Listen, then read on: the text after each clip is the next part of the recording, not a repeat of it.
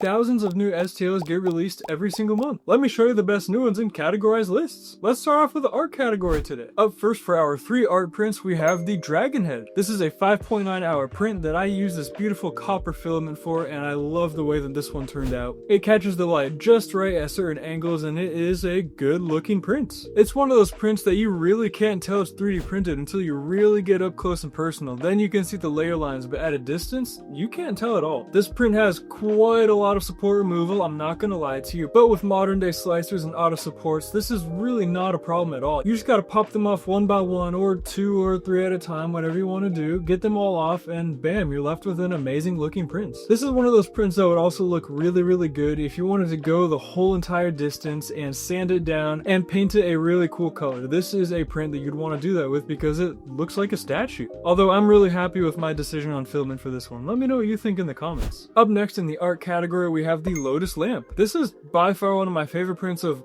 all time. There's just something about it. It's so simple, but it looks amazing. The layering on this print is really what makes it stand out. I'll be honest with you, this is a lot of printing. It's going to be 9.4 hours and 12 plates to print out. But when you're done, you have a true art piece to put in your house. Just a little side note for you, this model was almost entirely made in just the Bambu studio. So for all of you out there that are scared to learn an actual 3D modeling software, you don't need to. This was designed fully in Bambu Studio, so go read the description if you want to find out more about that. The description of the print, not this YouTube video, although the link will be in the description, but what you're looking for is the Maker World description, just to clear that up for you a little bit. The assembly on this print is quite a lot. I mean, there's like 35 different pieces to this thing, but it all comes together nicely, as you can see here. The lamp used is an E14 LED lamp that you can get from IKEA if you want to go with the one that the creator used on Maker World, or one from Amazon if you want to go with what I did right here in front of you right now that you're looking at currently. Either way, I just absolutely love this print. That's it. Okay, that last print took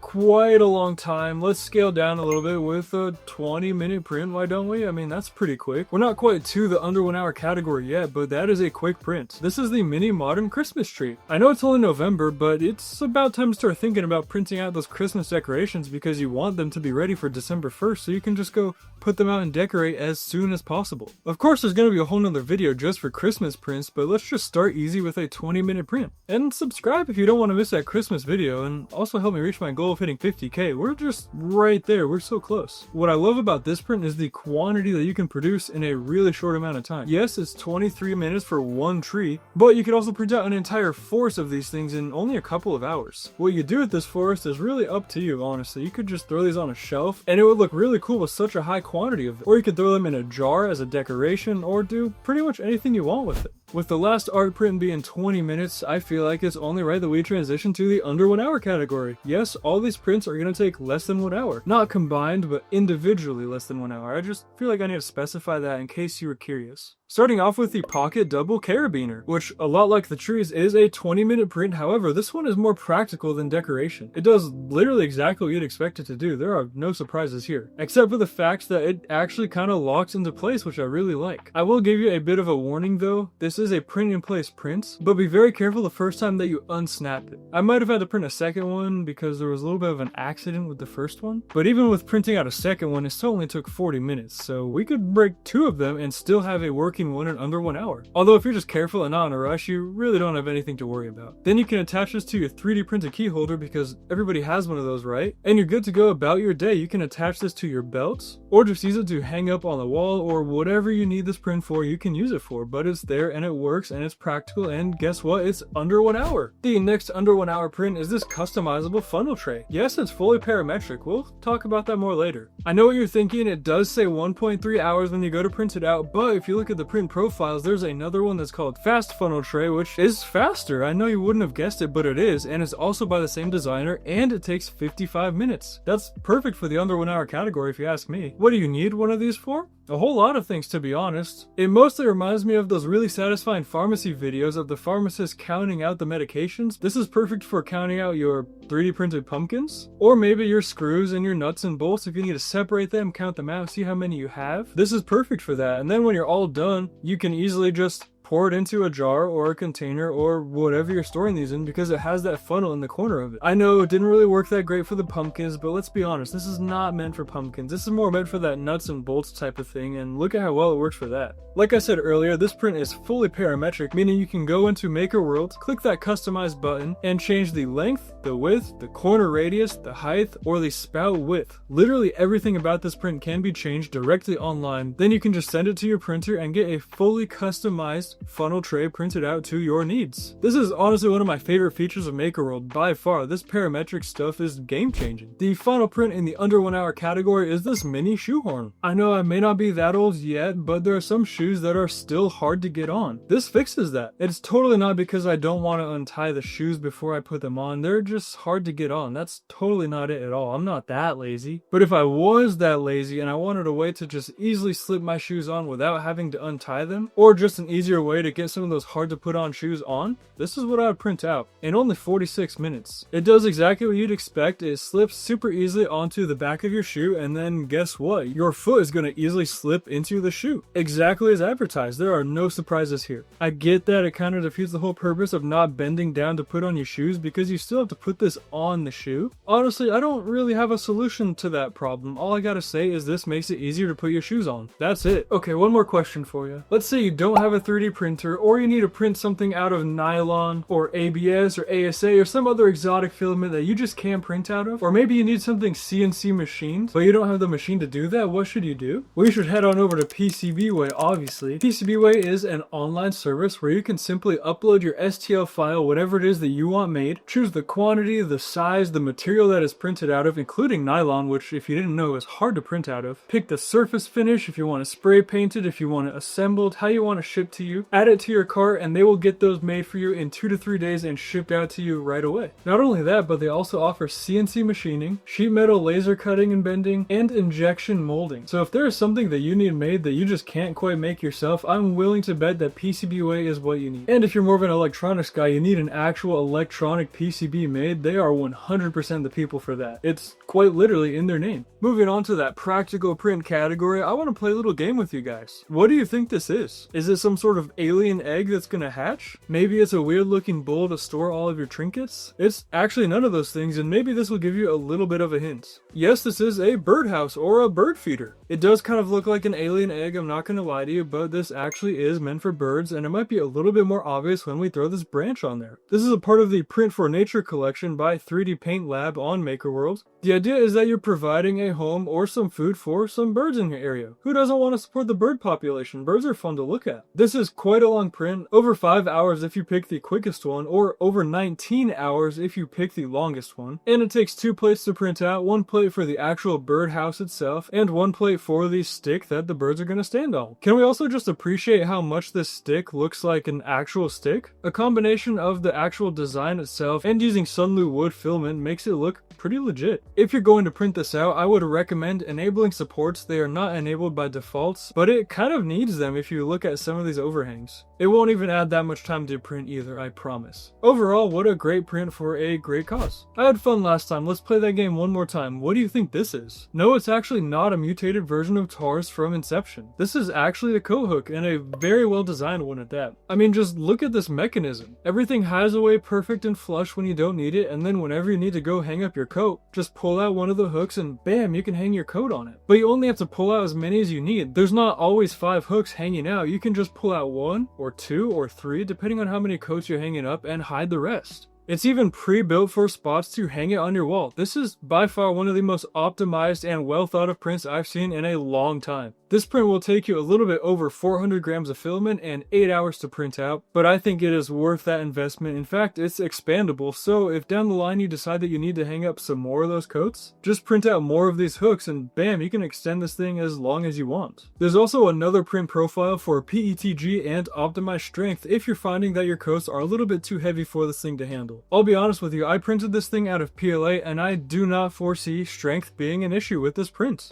It's solid. The final print in the practical category is going to take us over to printables for this fruit fly trap. I don't know about you, but I cannot stand those little things. I'd almost rather prefer a real fly because they're easier to get rid of. I'm also just now realizing this print is like the exact opposite of the birdhouse print. We're no longer trying to give them a house, we're trying to get rid of them. Either way, this is a 2-piece print that can definitely be printed out of PLA. That gives the fruit flies a one-way ticket of this atmosphere. The concept is simple. Load up the trap with something the fruit flies like. Then the fruit flies are going to be flying around looking for their next meal. They're going to smell something really nice coming from inside this cup. Wow, look at this. There's a funnel leading me straight to the goods. How perfect is that? So they follow the funnel in and bam, they get stuck in there because they can't find their way out. That's it. If you want to be ethical about it, you could just empty this trap outside every couple of hours or whenever you think it's full. But I'm going to leave that up to you what you do with your newly captured fruit flies. If you've been keeping track, that is 9 prints total for this video. It clearly says 10 in the title, so let's talk about this bonus print. This is the infill daisy bowl. I chose this print not because a bowl is revolutionary, but because the way that the design is printed on this bowl is kind of revolutionary. Not that it hasn't been done before, but the execution with this one is just really good. Instead of simply having a filament swap in there somewhere to create the design on the side of the bowl, this print creates the design using different infill percentages. I just think that's awesome that people are using 3D printers like this. I never would have thought of something like this. Ideally, you print this out of a clear or a translucent PLA. I didn't necessarily have something like that on my hand, so this sparkly PLA is just gonna have to do. You can still easily see the daisies that are imprinted in this bowl using the different infill percentages.